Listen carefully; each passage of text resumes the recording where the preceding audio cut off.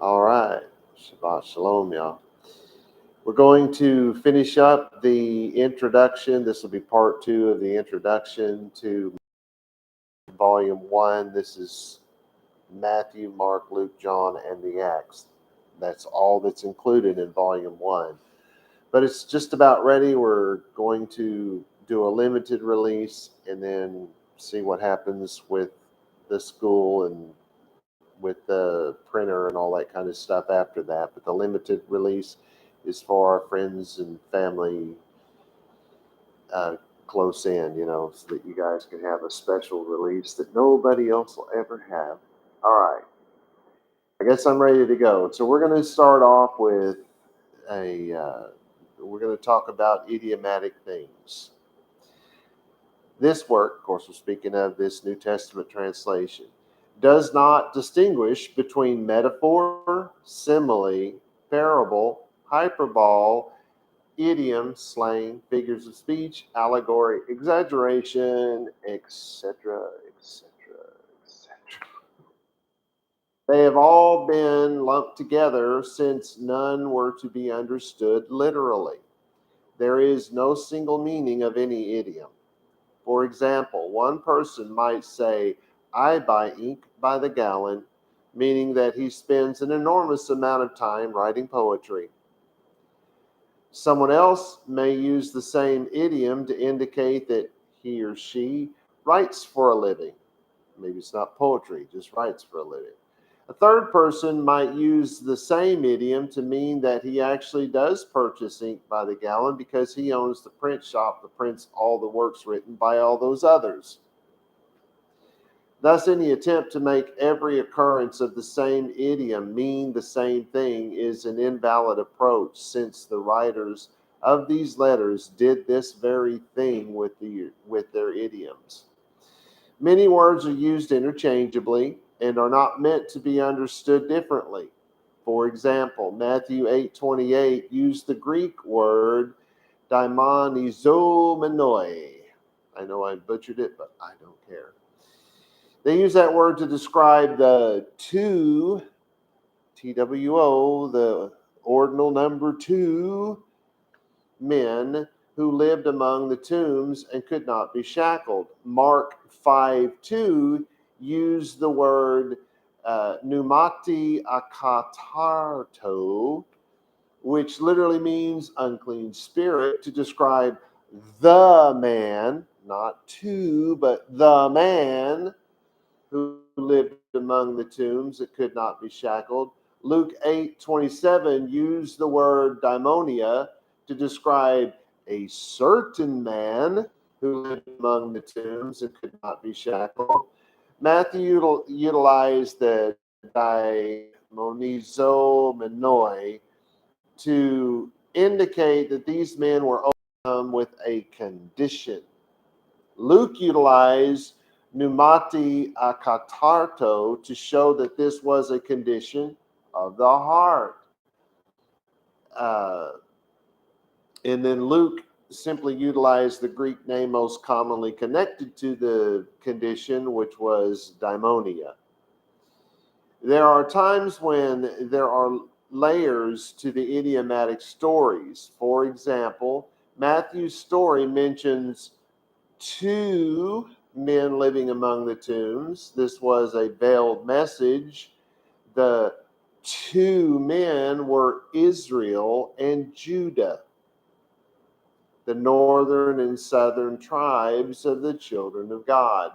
John and Luke only spoke of one person, in other words, Israel, as the children of God.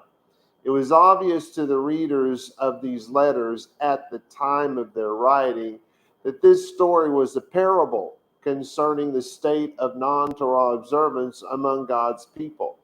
There is absolutely no chance that a man could tear apart the chains and trample on them, no man, no matter how strong, high, or crazy, could do this. It is idiomatic and should have made it clear that this story was never meant to be taken literally. The swine in these stories represented the Jewish leadership, And saying that they were grazing meant that they were living the good life, or as we might say in English today, they were living high on the hog. Probably where that idiom comes from. Further, to say that these leaders, in other words, the swine, went over the cliff and down into the sea meant to convey that they and their followers had forsaken the truth altogether. No swine died in the making of this parable, is all I'm saying. Let's talk about the consequences of onkelos and the sages. At this point, it is necessary to point out some stark differences and uncanny similarities between the path that Judaism has followed since the fall of Jerusalem and the path that Christianity has followed from its inception. Onkelos, circa 35 to 120 CE, was called the proselyte by sages long after he lived and died. There is no evidence of his conversion written by his hand, written in his lifetime, or written by someone who actually knew him. There exists such an abundance of nonsense attributed to his superhuman conversion and salvation from would-be attempts on his life that there is little doubt that it is all folklore and myth designed to establish the onkelos translation of the Torah as the undisputed champion of Judaism. These same stories of superhuman conversion and salvation were previously told concerning a Greek translator by the name of Achalos. Scholars now know without doubt that the final edits of the Tanaitic Midrashim were completed circa 400 CE. And since the so-called onkelos translation utilized that final edit, it cannot possibly be attributed to the man onkelos who lived 400 years prior to the finishing of his supposed book. Just throwing that out there. This means not only did onkelos not write the translation which bears his name, but everything written about him in the Talmud is a lie and was utterly made up to propagate this false narrative. What we can know about the so-called onkelos translation is that the writer did not recognize the simplest of Hebrew idioms, and that his translation was unreservedly literal, even when he attempted to explain something he found confusing, usually idioms.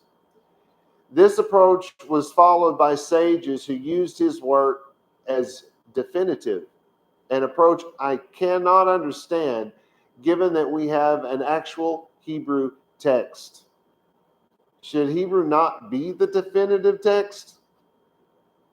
There is absolutely no difference between the onkelos translation being declared definitive by the Jews and a group of Christians declaring any English translation of the Bible to be infallible, inerrant, and inspired.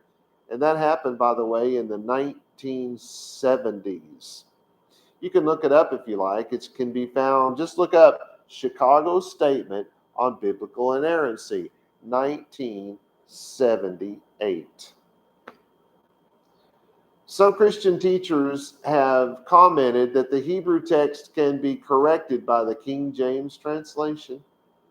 A ludicrous assertion, to say the least, but it in no way differs from the rabbinic insistence that the onkelos translation is equal or somehow superior to the Hebrew original. Frankly, Jews who rely on the onkelos, as well as Christians who rely on Christian translations, may as well use the Septuagint, since those translations are all utterly Hellenized in thought and thus theology. Standing in astounding contrast to the limited knowledge and understanding of ancient Judaism in the Onkelos are the New Testament letters, which were written by native Hebrew-speaking Pharisaic rabbis who understood, and utilized the idiomatic thought process of their time.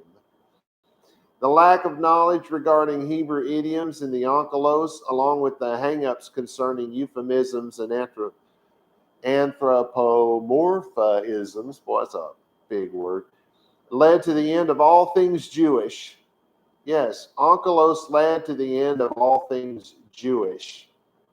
The Onkelos utterly wiped away thousands of years of Jewish custom, culture, history, language, and especially Jewish thought. This ignorance opened the door to our literal, Hellenistic, Platonic, Western Christian understanding of all things Jewish. Yes, I said that. Though Hellenism and Platonism began before the Onkelos, this work slammed shut the door to the ancient world of Judaism and established the never-ending Jewish desire to rewrite and thus reestablish what it means to be Jewish. However, since being Jewish was established by God, reestablishing Judaism can only come via the Jewish people reestablishing Judaism before Hellenization. This can only take place when Jews learn the ancient biblical dialect of Hebrew with its idiomatic thought processes, as well as the common idioms in use at the time of its writings. This is the only way anyone can ever know what it truly means to be Jewish by God's standards and thus truly be Jewish. Because all things Jewish became Hellenized in thought and execution, we cannot blindly accept all conclusions of Hellenized sages as legitimate. Some of these sages spent massive amounts of time arguing and condemning to hell those who disagreed with their arguments merely because none of them recognized simple Hebrew idioms, nor the idiomatic thought process of the biblical writers. Following Onkelos' lead, sages unwittingly took everything Jewish out of their translations and commentaries. Thus, they created the need to define Jewish customs, culture, beliefs, and doctrines, many of which they developed, not only have no connection to the biblical period, but are in complete violation of the Torah. Onkelos and others changed meanings and applications by adding to and taking away from the words of the Torah, something expressly forbidden by God. The idiomatic nature of biblical and especially Second Temple Hebrew was lost to the Jewish world. This means that the Jewish world followed the same course as the Catholic religion in that philosophical, Hellenistic, Platonic, Western thinking sages, now considered somehow to be legitimate rabbinic scholars, wrote their interpretations and commentaries completely unaware of the idiomatic nature hidden behind an ancient Jewish culture. We must accept the yoke of Torah and reject any additional yoke in violation of Torah. If man could make a tradition that somehow helps us to follow God's Torah properly, then there is no reason why we cannot follow it. But there is also no reason why we would ever need it. To need it is to find failure in the words of God's work. The garden should have taught us this. God said, "Do not eat." The oral tradition says, "Do not eat, neither touch." The thinking being, we will not eat if we do not touch. In the end, they ate and touched, breaking both written and the oral. Thus, we should have learned that if man will commit sin knowing It is a violation of God's Torah. How much more will man commit sin in the face of man's law? That's what we were supposed to learn from that. Jews of today have no idea just how much of our religion comes directly out of Christian doctrine. Yeah, I said that. For example, there were no angels, demons, or a devil in the Hebrew Bible. Yes, there are Hebrew words that are translated as angels, demons, and devil, but the English meanings were forced onto the Hebrew words by translators long after the time of the Hebrew Bible and subsequently added to Hebrew dictionaries. Worse yet, the Talmud and most other Jewish literature following the destruction of the temple, which happened in 70 CE, they're all pregnant with talk of such nonsense. With that said, there is an idea long lost to Judaism and virtually unknown to Christianity and to the Western world at large. This concept was called haSatan. You hear it? haSatan. Or in English, the resistance. Not the devil, not the Satan, the resistance. This belief has no connection to the idea of a devil called Satan, who fell from heaven because of pride. It is instead the birthplace of Newton's third law of motion, which loosely stated says, for every action, there is an equal and opposite reaction. You realize that's a paraphrase, right? If there is an up, there is a down. If there is forward, there is reverse. Each opposing force exists in the same time and space. It can almost be said that no force can exist without an opposite. Almost. However, science has stated that there is no such thing as darkness, only the absence of light. Why? Well, because the introduction of light expels darkness, while darkness cannot expel light. Thus, the idea that the opposite of God is the devil does not stand up to science or the Bible. I'm going to say that again. Thus, the idea that the opposite of God is the devil does not stand up to science or the Bible. Spiritual darkness is only the absence of God in our lives, not some devil exerting equal or opposite force against God. God has no equal, and with no equal, there is no opposition. People, on the other hand, were created equal and do, in fact, experience opposing forces. At its beginning, this concept was known as the good and or evil inclination. The thinking was that if we follow after the Torah, we would live our lives like God and thus experience very little, if any, resistance in our lives, at least very little due to self-inflicted wounds. As on the other hand, if we follow after Torah rebellion, we would live our lives in the absence of the light of God and would constantly be met by opposition to our peace and safety. After spending 70 years in Babylon, and with the introduction of Hellenization, which coincided with this, the focus turned more literal and developed along the lines of actual personalities.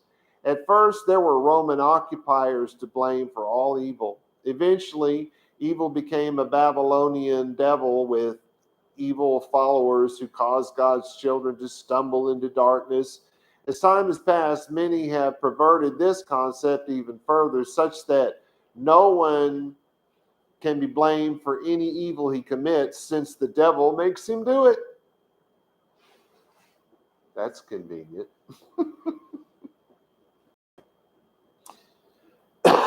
Sorry. Let's move on. Onkelos translated the Torah, well, the translation that's called the Onkelos, as well as Jewish folklore and literature of that time, attempted to show everything done by any Jew in a positive light. This set a precedence that was taken to the most unbelievable extremes by the sages. page after page, maybe I should say that plural, pages after pages are filled with forced interpretations in an attempt to convert Aharon's creation of the golden calf into something he did to save the Jews in the wilderness, even though the Hebrew text places the blame squarely on his shoulders and absolutely calls his actions a sin. This approach to translation is not just wrong, it is equivalent to lying to God himself. The damage it brought on Judaism is the loss of hope by the Hebrew people. The Hebrew Bible lays out the good, the bad, and the ugly, so to speak, of every person and situation. And by doing so, if it gave God's children the hope that if a murderer like Moses, if you don't know who that is, an idol-making priest like Aharon, also known as Aaron, and an adulterer / murdering king, David, if those men could not only be forgiven, but could make it to heaven, then there is hope for the rest of us. By only the flawless, sinless people, or by those people living by a different set of rules because they were the special chosen ones of God making it into heaven, the rest of us tend to lose hope since we have never achieved some grandiose plan of God like they did. I mean, think about it. Moshe led the children of Israel out of Egypt, and who else? Aharon was the very first high priest, and David was not the very first king, but the first God-given king, God-approved king, let me put it that way, of Israel. I mean, these guys achieved grandiose things, right? They did great things, and most of us average Joes, we don't go anywhere near that. But most of us don't commit the kind of sin those men did either. So it gives us hope. Now, let's talk about the question of Messiah. No attempt to correct or challenge the idea of Yeshua being Messiah. We're talking about Jesus. If you don't know, his name was actually Yeshua. So, no attempt to correct or challenge the idea of Yeshua being Messiah was made, since it is clear from the text that he believed himself to be Messiah, as did his disciples and most of the Jewish world between his death and resurrection and the destruction of the temple in 70 CE. Most of the Jewish world. Put another way, the purpose of this translation is not to prove or disprove whether Yeshua is or is not Messiah. However, it should be apparent from this translation that the Jesus of Christianity is not the Yeshua of these letters. The Yeshua of these letters did not come to end Judaism or to start a new religion. He was first and foremost a Pharisaic rabbi who taught his disciples and anyone else who would listen to him the absolute authority of the written law. It is a fact that once the time of Messiah had passed, according to the prophecies, some Pharisaic leaders began the process of eliminating Messiah from Jewish thought and literature. This was, at the very least, intellectually and spiritually dishonest, and at worst, heresy. However, if they had not done so, a reckoning would have been necessary. That is to say, either the prophets of the Hebrew Bible were all false prophets, in particular Daniel and Yirmiyahu, Daniel and Jeremiah, or the idea that Yeshua was the Messiah is in fact a possibility. Do you hear what I'm saying? If Yeshua is not the Messiah, if he's not Mashiach, then all of the prophets in the Hebrew Bible were false prophets. What did I call that a while ago? The messianic elephant in the room. There may well be a third explanation, which has not yet been discovered. If there is, it cannot be ignored. and it certainly should not be buried in the endless pursuit of what it means to be Jewish in anything and everything but the study of the law and the prophets. Non-religious Jews spend much of their time consumed with the cares of their day-to-day lives, while the religious spend much of their time consumed with Agadah, Halakha, Talmud, Midrash, etc. Anything that will occupy the mind with something that will keep us from facing the messianic elephant in the room. This work emphatically declares that Yeshua is Messiah and thus God, because that is what the Greek text says. It's not about my opinion, it's not my belief, it's what the text says. At this point, I am not asking any Jew to agree. However, I am asking, if Yeshua is not Messiah, if Yeshua is not Mashiach, then who was? If no one was, why?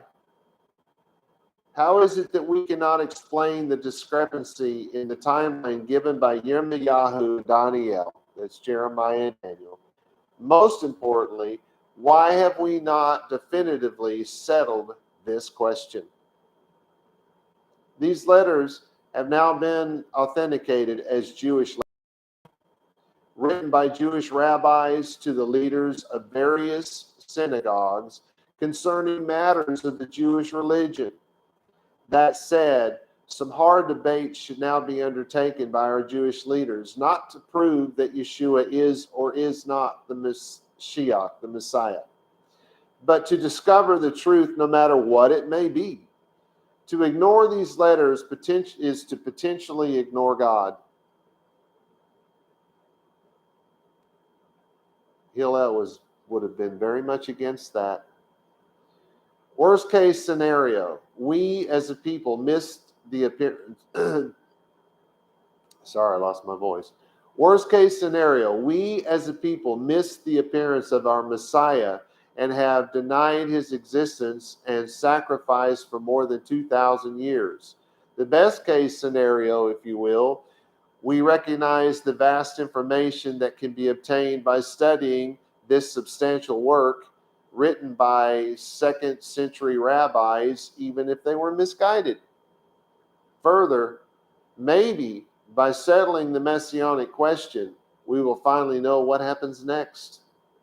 If Yeshua was who he said he was, then the rejection of him by Israel's leaders is why the temple was destroyed, why Israel was plowed under, and why the Jews were expelled from their homeland, all of which was prophesied by the prophets of old, including the fact that Jewish leaders would not only not recognize Messiah, but would have him put to death. It's in the Hebrew Bible. I'm not making that up. Any fear we may harbor that we might be converted to belief in Yeshua, not Jesus, as Messiah by reading these letters must be overcome by our confidence that if he is not, we will know, and if he is, we will be willing to obey our God who established Messiah. That's the honest approach. So here's some conclusions borne out by this translation. Early in my efforts to translate the Greek text, I realized that the punctuation which was added to the text after the fact was in and of itself a translation. Give me a moment. I'm having trouble with the voice again. Okay. It quickly became obvious to me that the punctuation was driving the translation to line up with Greek thought. When I took the punctuation out, I discovered that the text of the New Testament letters in their entirety were taken from a unique dialect of Hebrew, much like the dialect found in the Dead Sea Scrolls. That said, I believe this also proves that there is no such thing as Koine Greek. Not recognizing the idiomatic nature of the Second Temple Hebrew language, and perhaps the entire Hebrew Bible, as I increasingly have come more and more, I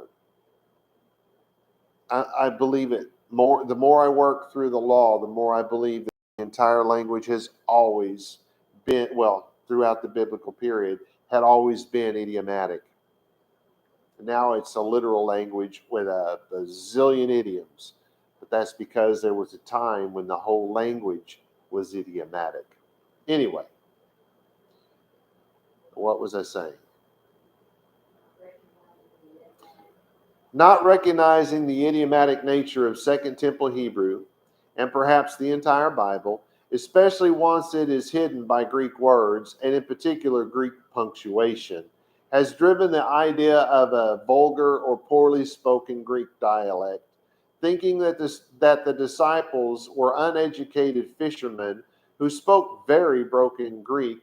Photius is quoted as saying, "Certainly Christ chose as his disciples ignorant men who were more stupid than the fish they caught." Words he spoke to a Christian audience after being introduced as a god among men. Irony truly abounds. Okay. Woo! Let's talk about Gentiles in the time of the writing of these letters. Jews of the Second Temple period did not believe that some non-Jewish peoples of the world would one day become Torah observant Jews. Got to hear the last of that, Jews, before you jump on me.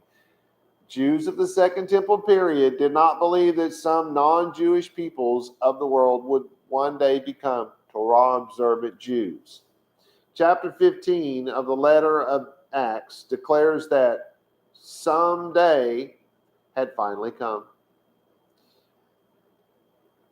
After Shaul, he's known as Paul, declared from this point on he was going to the Gentiles. You can read that in Acts 18:6.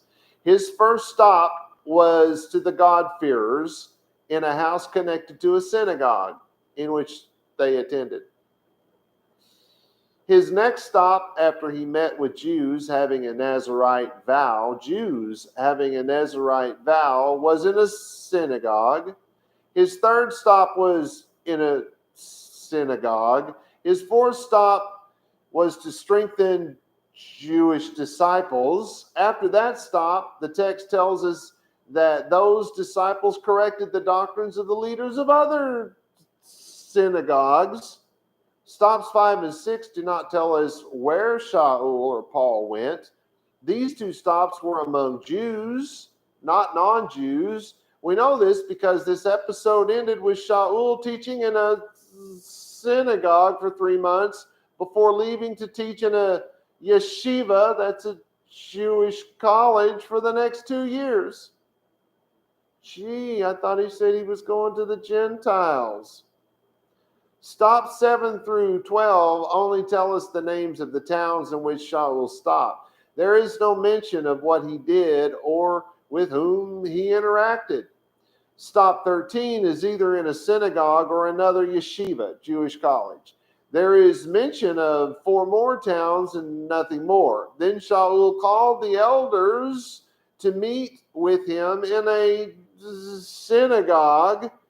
In chapter 20, verse 19, Shaul mentioned that all the hardships he endured came at the hands of the Jews.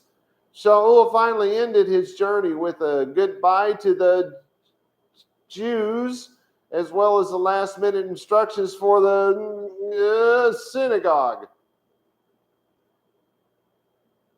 In short, the account of Shaul's or Paul's journeys from the letter of Acts clearly shows us that Jews from outside Jerusalem, as well as non-Hebrew speaking Jews, and in particular converts to Judaism, who did not descend from the 12 tribes, of course, were all called Gentiles. Gentiles were not non-Jews. Gentiles were Jews from outside Jerusalem.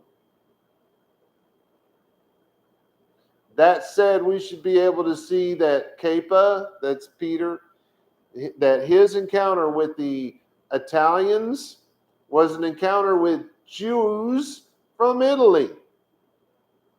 With this knowledge, we should further see that the Council of Jerusalem was about the aforementioned Jews, not non-Jews.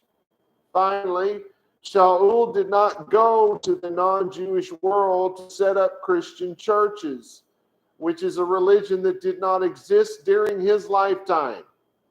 And he didn't go there to preach some new religion. He went to places outside Jerusalem to the Jews who were, during the Second Temple period, called Gentiles. All of that said, this does not mean that non-Jews were not called Gentiles by the Jews. However, the only time non-Jews were called Gentiles in these letters was when the writers, because it happened more than once, were using Gentiles generically, or goim, generically to mean nations, Jewish or otherwise. When they spoke of, it was from another nation. Well, you could have been talking about a person being a Jew from one of those nations or a Gentile from one of the, because it's just a generic word. And that's the only time it was used of anything non-Jewish, was when it was being used in a generic manner. The only time.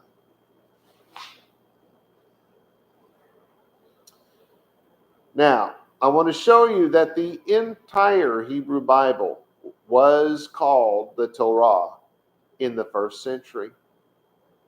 The entire Bible, not just the first 5. Just saying. Consider the following from the New Testament letters. John 10:34 says, "It is written in your Torah that, ... Then it quotes Psalm 82:6. Wait a minute. I thought the Torah was just the first 5 books. It is written in your Torah that, and then it quotes Psalm 86 or 82:6.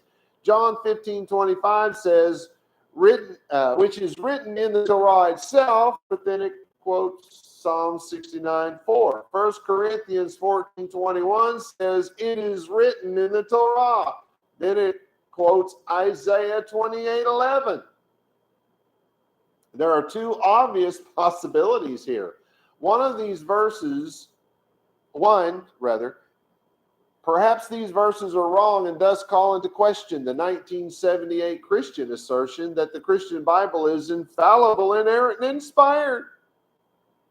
The Jews would like that one, right? Or 2, the practice of identifying only the first 5 books of the Hebrew Bible as the Torah did not likely exist during the Second Temple period. It would thus be more likely that the entire Hebrew Bible was referred to as the Torah during that time, which means that the acronym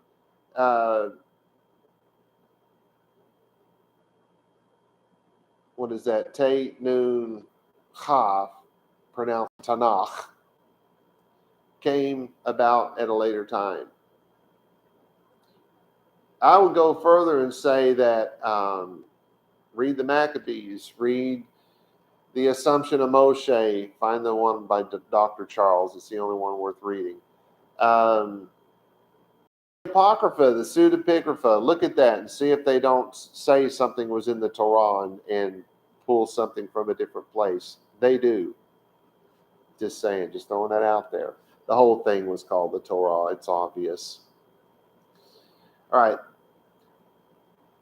Eusebius's ecclesiastical history declares, and I quote, "By this means, moreover, the real antiquity and divine character of Ecclesiasticus will be equally demonstrated to those who suppose that it is recent and foreign, appearing no earlier than yesterday." End quote. Any notion that Eusebius is of recent events as those of time in general overlook his words no earlier than yesterday. You can't make this a generalized statement when he's that specific. It doesn't work that way. This statement indicates that people in the early to mid 300 CE were arguing that this not yet named religion was something new, not something old. Notice the word church was not used here, as it did not yet exist. Eusebius also said, and I quote, "But even if we are clearly new, and this really fresh name of Christianon is recently known above all nations," end quote. I don't know if you caught that. This shows us that not only was Catholicism a new religion, and he's admitting to it, even if we are really new, he's admitting that they're new, right? But the word Christianon, and he wrote that out. Now, remember, this is in Greek, and he uses the word Christian. And he says it was not until the early to mid 300 CE that anyone had used that word to describe the followers of Yeshua, because they did not call him Jesus in those days. That name had not, it did not exist. They called him Yeshua. But there, he's saying that the followers of Yeshua were only in the early to mid 300 CE, 300 years after Yeshua's life and death, they first began to call people who still followed him Christianos. Gosh, I hope that makes some sense. With those words, Eusebius proved beyond doubt that they, speaking of the Christians, were not first called Christians at Antioch. This proves it beyond a shadow of a doubt. His words further prove that the Greek text has been tampered with, no doubt to bolster the idea that Christianity existed in the first century CE. Eusebius then attempted to create a history starting with Adam, stopping with Abraham, then jumping to the cross and ending in his time. How convenient was that? He clearly wanted to show that this new religion aligned itself with the biblical characters that predated what he saw as the Torah, the law, such that there was no need to follow Jewish law, saying, if the line be traced back from Abraham to the first man, so he's going from Abraham backwards to the first man, right? I said from Abraham to, from Adam to Abraham. He said from Abraham to Adam, so he went backwards. Anyway, it goes on.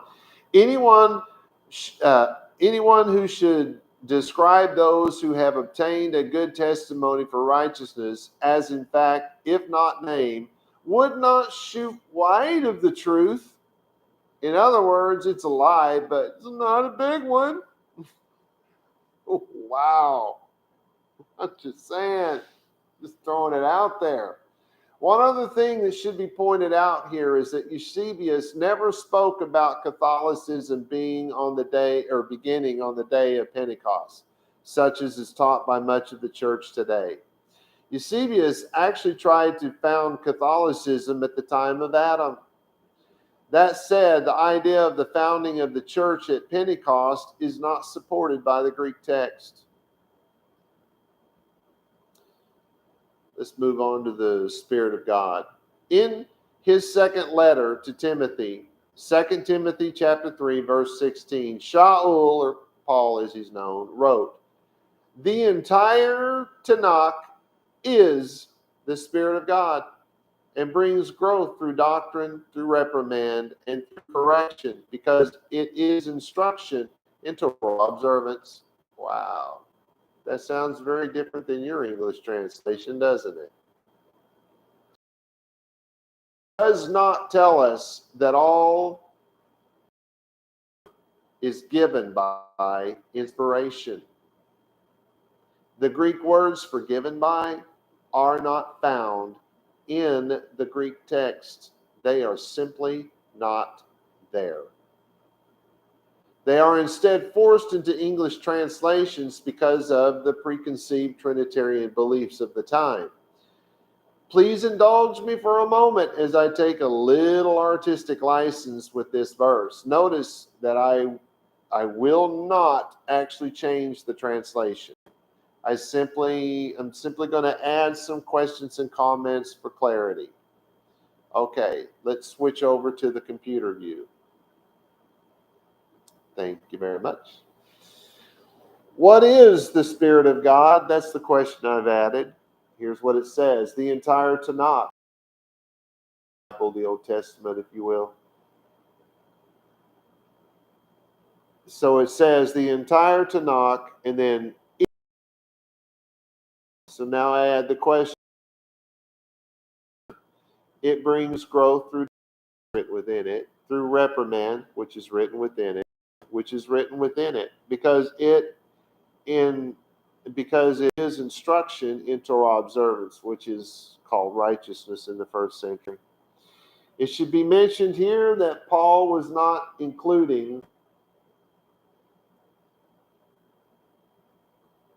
the New Testament letters in his verse. The New Testament, as we know it today, was not proposed until roughly 300 years after his death. In other words, it didn't exist when he was alive. The idea of it didn't even exist. In fact, many of the letters found in the New Testament had not yet been written when he wrote these words. I realize that the way to say the Holy Spirit in Hebrew is Ruach HaKodesh. The Hebrew Bible is now, what am I reading here? The Hebrew Bible and now the New Testament letters both call the Hebrew Bible the Ruach HaKodesh, the Spirit of God. They call the Word of God, the words in that book that we have, the scroll, the stones, if you go back far enough, those words are called by the Hebrew Bible, what the Christians call the Old Testament, and even now the New Testament are calling the words of that book the Spirit of God. But in order to make sure that the reader fully understands this concept, I have changed Ruach HaKodesh to the Holy Torah, so that you'll know what the Spirit is when you read about the Holy Spirit. God, I hope that makes sense, because that is the intended meaning. I translated this book so you'll know what they meant by what they said. I hope that helps. Let's talk about Old and New Covenants. There is no such thing as a New and or Old Covenant or a New and or Old Testament. No such thing. Jeremiah 31:31 through 34, Hebrews 8:6 through 13, Hebrews 9:1, Hebrews 10:16, Hebrews 10:19, 24, Hebrews 13:20, and Romans 9:4, and Galatians 4:24, and Ephesians 2:12 should all have been translated as sacrifice, not covenant. The Hebrew Bible, which is called the Old Testament and or Old Covenant by the church, did not pass away and was not replaced with the teachings of the disciples, as all their teachings came from the Hebrew Bible. All of it. They had no New Testament with which to work. They were teaching out of the Hebrew Bible. Again, the New Testament did not exist while any of the disciples were alive. They taught exclusively from the Hebrew Bible. It was not an old covenant or testament that was to pass away. It was an old sacrifice. The prophecy is that the old sacrifice, which was slain at Sinai, you may know it as Sinai, it's Sinai, for the covenant which was broken, which was later broken, would be replaced with a new sacrifice for the same covenant, not another covenant, the same one. It's a new sacrifice. Further, the new sacrifice would reestablish the covenant made at Sinai through the man of sorrows, in other words, the Messiah. While the covenant can again be broken, a sacrifice made by Mashiach cannot. Thus, the writers of the New Testament letters believed that there was no longer a need for the sin sacrifice beyond the memorial. Memorial. The meaning of the Hebrew word sacrifice has morphed over time from a sacrifice establishing a covenant, meaning one cannot exist without the other, to the word sacrifice having a different meaning than the word covenant. Thus, the meaning of sacrifice has been altered, at least in the Western world, from a sacrifice establishing a covenant which completes it, which means that it has just begun, to the idea of a sacrifice ending a covenant because it is complete. To put it in modern terms, believing that the completion of a covenant ends it is the equivalent to believing that a marriage covenant is over the moment the officiator declares, "I now pronounce you man and wife," or husband and wife, or whatever. The declaration of husband and wife, man and wife, whatever, brings the process of making and entering into a covenant to its completion. The fulfillment of that covenant has only just begun. Let's talk about Torah observance. Oh, my. We may have to go a little long today. The ultimate goal of the New Testament letters was to encourage all Jews and proselytes to live according to the Torah. These letters do not teach that the Torah passed away, nor do they pit Torah against the grace of God. The destruction of a foreign army did not bring everlasting peace to our fathers when they left Egypt. It did not happen with the Persians, the Romans, the Crusaders, or the Nazis. God's people cannot find reconciliation with God while in rebellion of the Torah. Reconciliation will never come to God's people through attempts to redefine what it means to be his people, or through attempts to redefine our covenant with him. Simply put, the teaching of these letters is that God is the Messiah. I want to look at Isaiah 43:11 if you don't believe me. Manifest his salvation in a bush like he did in Exodus 3:2, through a whisper in the wind like he did in 1 Kings 19:12, and in the physical body of a man like he did in Genesis 14:8. In the end, it will not matter if we believe that Yeshua was the one to come or if we believe the Messiah is yet to come. That's not the point.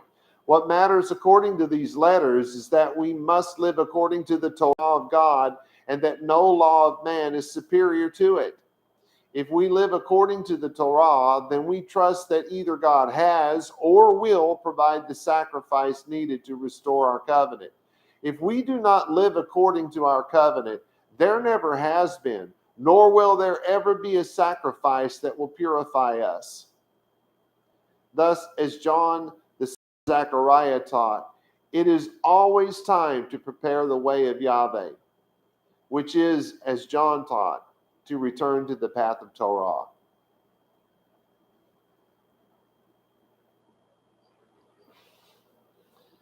According to my timer, I am out of time. Yeah. Okay. I want to compare what I've just said to a verse here in Acts 4:12. It says, "There is no salvation in any other, for there is no other authority given from heaven among men in which we shall be saved." Acts 4:12. Both the Hebrew and Greek words translated as name are also used for the word authority. We have the same idea in English. Stop in the name of the law. What police officer actually means is stop by the authority given to me according to the law, right?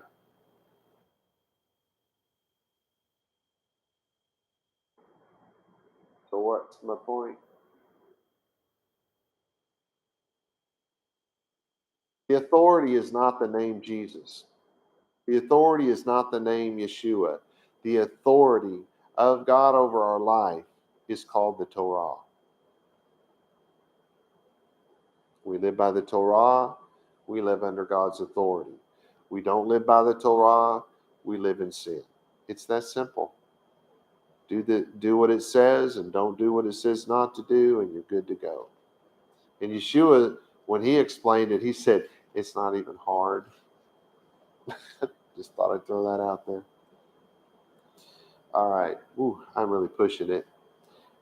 Well, this is I think a really good place to stop, because the next one may be a little short, I suppose, but I need to break off here. I just don't have enough time to get into this next set of issues. Shalom v'shalom, y'all.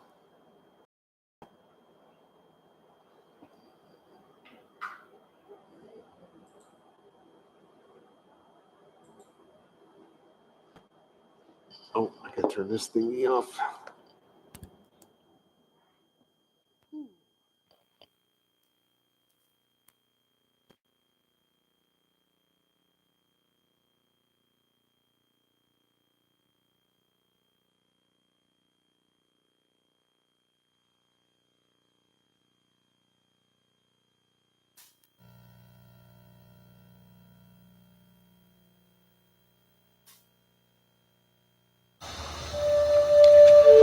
The blessing, Berit. Yevarecha Yahweh beyish merecha. Ha'er Yahweh panai v'lecha vihunecha. Yisa Yahweh panai v'lecha v'yasim lecha shalom. And in English, may Yahweh cause you to lie down so that you may rest. May he touch and caress you. May he prepare you for what is ahead. May he watch over you. May he keep you from harm. May he cause goodness to grow in you and take away the bad. May he arrange your life and cause you to flourish. May he cheer you up and gladden your heart. May he cause his light to shine through you. May he show you tenderness, favor, and love in his presence. May he show you kindness and be delicate towards you. May he show you his generosity, mercy, compassion, and desire for you as it comes forth from the depths of his soul. May he lift you out of your pit and deliver you from the things that hold you prisoner. May he draw you to his chest and cast his eyes on yours. May he show you his love and desire for you as he cradles you in his arms. May he bear your punishment and pardon you of your sin. May he take you for his bride. May he establish a foundation in you. May he place his name on your heart and mind and make your body his temple. May you be his treasure. May you always be on his mind. May he draw you near and comfort you when you are afraid. May he assure you there is nothing to fear because he is with you. May you and all that concerns you be at peace because he is your friend. Amen.